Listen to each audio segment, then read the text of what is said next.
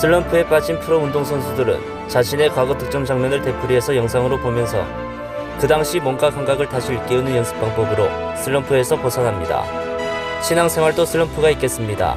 신앙의 슬럼프에서 벗어나려면 어떻게 해야 할까요? 메신저 뉴스 첫 순서는 광주알림교회 김현주 목사님, 부산내안교회 조소일 목사님, 경주나부교회 김상준 목사님입니다. 저는 꿈이 목사였습니다. 꿈은 목사인데 제 성격이 수줍음이 너무 많아요. 이래서 내가 목사를 할 수 있을까? 고등학교 때까지 제 별명은 섹시예요. 섹시. 수줍어하니까 얼굴이 빨개지고 한마디도 못하니까. 아무도 몰라. 우리 어머니도 몰라요. 내가 무슨 고민을 하는지. 교회에서는 저를 회장시키려고 해요. 그러니까 정기총회를 하는데 담합을 해가지고 저를 몰표를 줘가지고 제가 회장이 됐어요. 제가 교회를 옮겼습니다. 그게 제 성품이에요. 수줍음. 이런 성격으로 어떻게 목회를 할 수 있을까 늘 걱정하며 살았습니다. 하나님께서는 수줍음을 어디서 멈추게 하시냐면 군대에서 멈추게 하시는 거예요. 저는 국가가 명령을 해요. 너 훈련소에서 훈련병들 훈련시켜. 이건 거부할 수가 없어요. 꼼짝 못하고 훈련병들 앞에 서게 하시고 통솔하게 하셔서 그 수줍음을 이겨내게 하셨고 남 앞에 서는 것을 두려워하지 않게 만들어 주셨습니다. 육군훈련소는 내 앞을 가로막고 있던 수줍음이 멈추고 목회의 길을 걷게 해준 기적을 체험한 장소예요. 논산훈련소는 지금도 거기 있어요, 여러분. 가끔 대전을 갈 때, 서울을 갈 때 지나갈 때마다 지난 날을 잊지 않고 기억할 수밖에 없어요. 거기 있으니까. 거기에 가면 제가 기도했던 장소가 있어요. 제가 2시간 앉아있다 왔습니다. 이렇게 저는 논산훈련소에 돌무더기를 쌓아두었습니다. 여러분은 어디에 돌무더기를 쌓아두고 계십니까? 내 앞길을 막아선 요단강을 만났을 때 여러분이 쌓아둔 돌무더기를 찾아가시기를 바랍니다. 그리고 그 돌무더기를 바라보며 나와 함께 하셨던 하나님, 나를 인도하셨던 하나님, 나를 위해 길을 만들어 주셨던 하나님을 기억하시기를 바랍니다. 일본의 미즈노 겐조라고 하는 사람이 11살 때 뇌성마비가 걸려서 말도 못하고 움직이지도 못하고 전신마비가 됐습니다. 4년 후에 15살 때 그 마을에 어떤 목사님이 전도를 하러 왔어요. 이 미즈노 겐조에게 복음을 전했고 그리고 예수님을 자기의 삶의 구주로 영접하게 됐어요. 이 아이가 표현할 수 있는 것은 딱 한 가지, 눈 깜빡이는 거, 요거밖에 없었는데 그 어머니가 일본어 모음자음 하나씩 이렇게 짚을 때 이 아이가 바로 그 글자라고 해당하는 곳에서 눈을 깜빡인단 말이에요. 그럼 그걸 하나씩 적어가지고 이런 시를 지었어요. 뇌성마비에 걸린 나 때문에 아버지도 어머니도 조상의 저주야 집터가 좋지 않네 이름이 나빠 등 여러 가지 고민으로 방황했습니다. 내가 그리스도를 믿고 난 후 아버지와 어머니의 방황이 멈추고 그저 믿어주셨습니다. 또 다른 시를 한번 읽어드릴게요. 병으로 쓰러졌던 그때에는 눈물이 흐르고 슬펐지만 영의 아픔을 치유하시는 그리스도를 알기 위함이라는 걸 깨닫고 기쁨과 감사로 바뀌었습니다. 친구에게 외면당하던 그때에는 밤에 잠들지 못할 만큼 원망스러웠지만 영원히 변치 않는 친구 대신 그리스도를 알기 위함이라는 걸 깨닫고 기쁨과 감사로 바뀌었습니다. 실수했던 그때에는 마음이 혼란스러웠지만 모든 것을 속죄하신 그리스도를 알기 위함이라는 걸 깨닫고 기쁨과 감사로 바뀌었습니다. 모든 병을 통해서 하나님은 하나님의 거룩한 목적을 우리 인생 가운데 이루시는 겁니다. 자, 5절 말씀. 좋은 것으로 내 소원을 만족하게 하사 내 청춘을 독수리같이 새롭게 하시는도다. 하나님은 우리에게 좋은 것으로 채워주세요. 하나님이 우리에게 베푸시는 모든 은택을 기억하시고 감사하시고 찬송하시는 복된 인생 되시기를 축복합니다. 10월 셋째 주 우리 교회는 국내 선교 아웃리치를 진행했습니다. 6개 교회를 선정해서 그날 우리 교회들이 그 교회 예배를 참석했습니다. 그날 저녁 한 교회 목사님께서 전화가 왔습니다. 남부교회 예배를 없애고 남북의 성도들을 우리 교회에 보내주셔서 예배 드리게 하신다니 어떻게 이런 일이 있을 수 있습니까? 자, 그러면서 참 놀랍게도 목사님, 그날 남부교회에서 성도들이 우리 교회에 헌금한 액수가 245만 원입니다. 이 큰 돈을 우리가 어찌 닫습니까? 남부교회로 다시 보내야 되지 않을까요? 그래서 제가 그랬습니다. 목사님, 아닙니다. 우리 교회 성도들을 따뜻하게 환대해 주셔서 우리 교회가 더 감사합니다.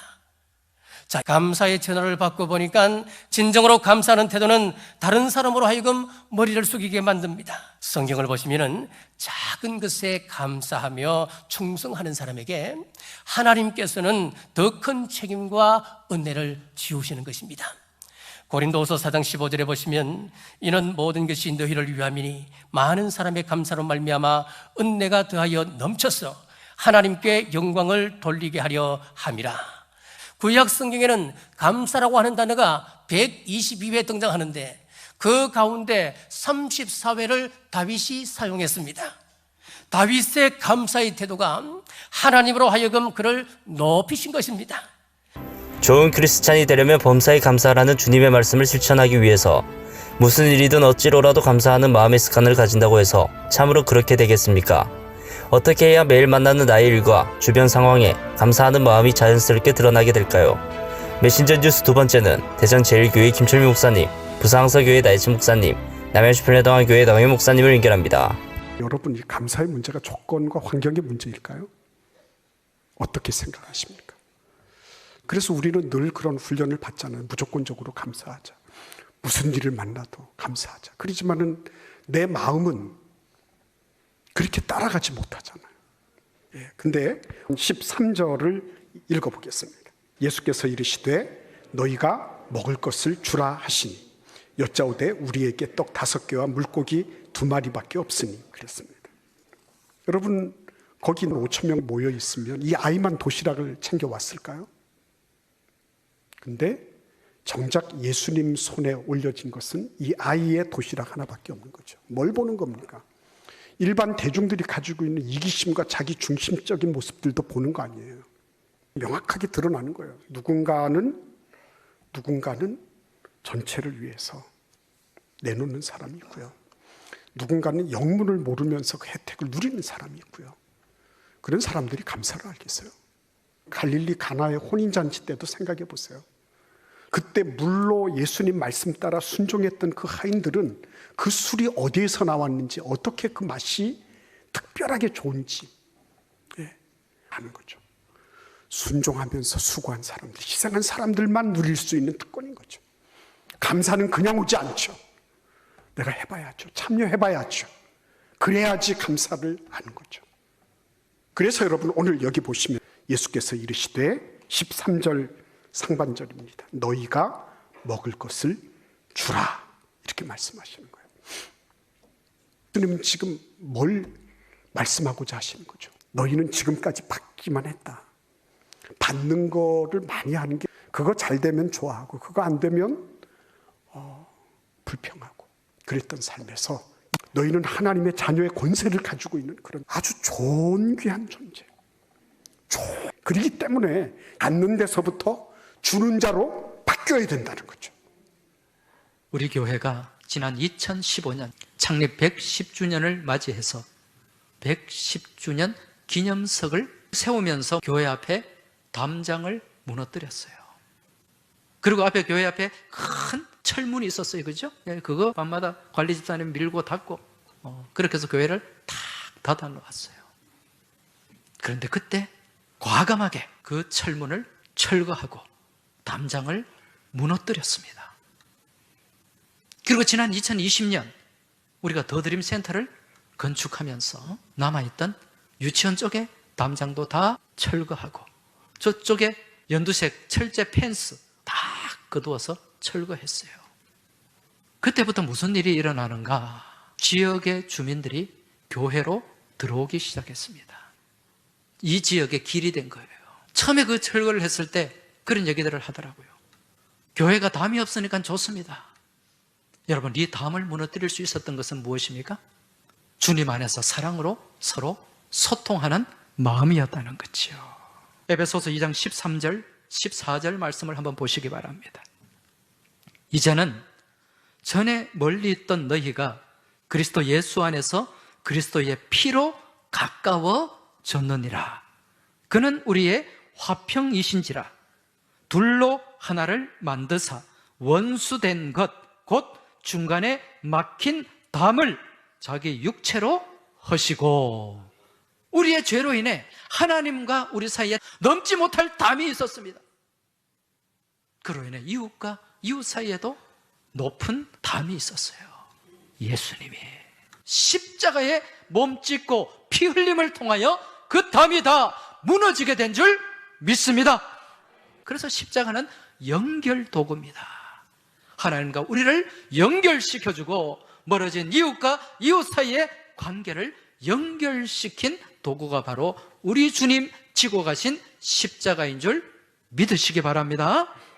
일본의 해군 장교였던 가와가미 기이치라는 이분은 그 세계 제2차 대전 일본군으로 나갔다가 겨우겨우 목숨을 건져서 고향으로 돌아오게 되었습니다.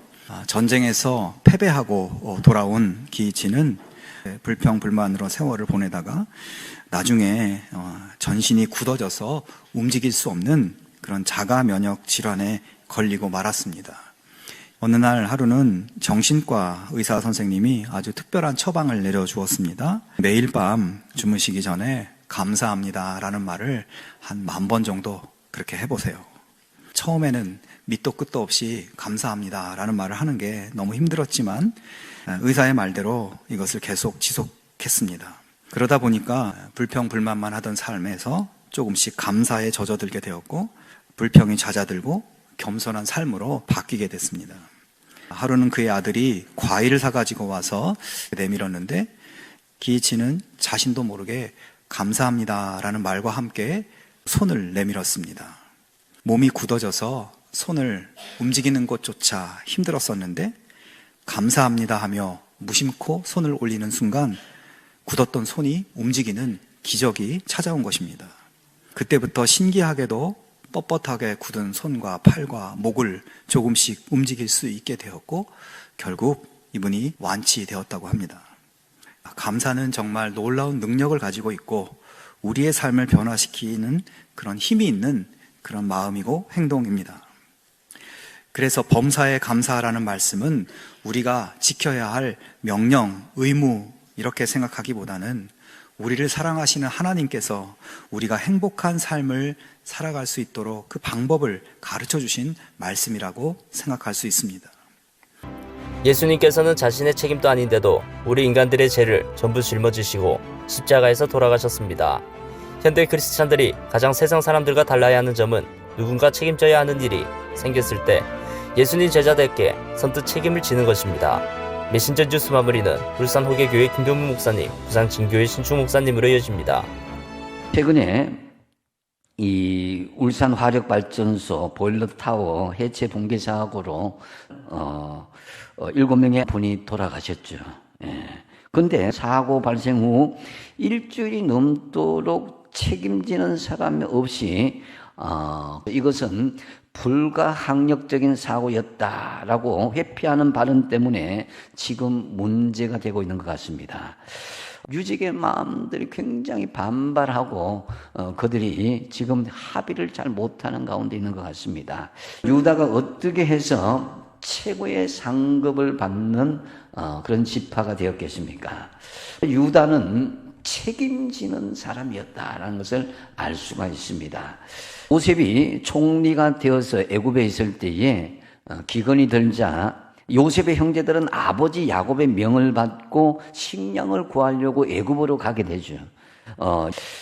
유다는 창세기 44장에 유명한 간청을 하는 것을 볼 수가 있습니다. 베냐민 대신에 내가 볼모가 되어서 종이 되게 해달라, 이런 간청입니다. 이건 굉장히 정말 자신을 희생하는 그런 모습임을 볼 수가 있습니다.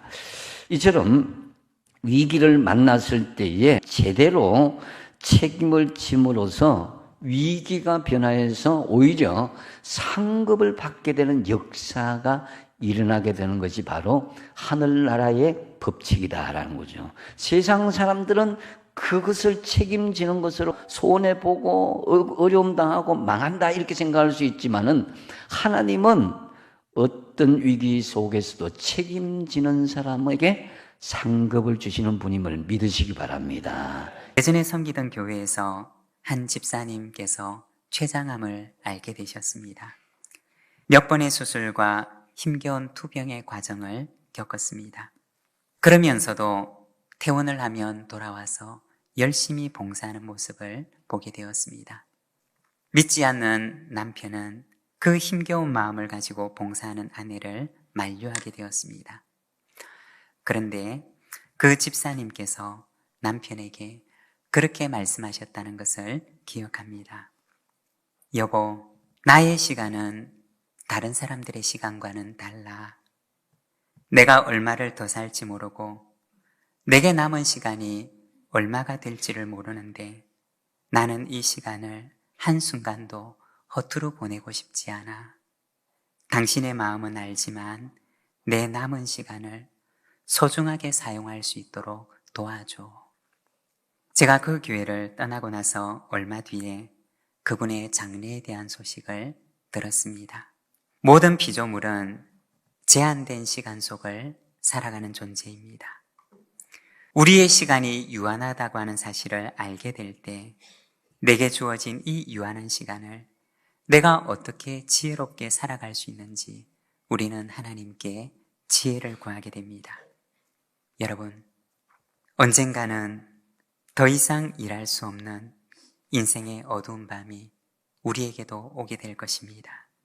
그때까지 내게 주신 시간, 힘써 일하는 저와 여러분이 되시기를 바랍니다. 아홉 목사님들의 말씀 전체를 들으실 수 있도록 전부 링크해 두었습니다. 아직 메신저 뉴스 구독을 누르지 않은 시청자님이 계시면 지금 구독과 좋아요, 알림 설정까지 부탁드립니다. 다음 주까지 안녕히 계십시오. 메신저 뉴스 김성욱입니다.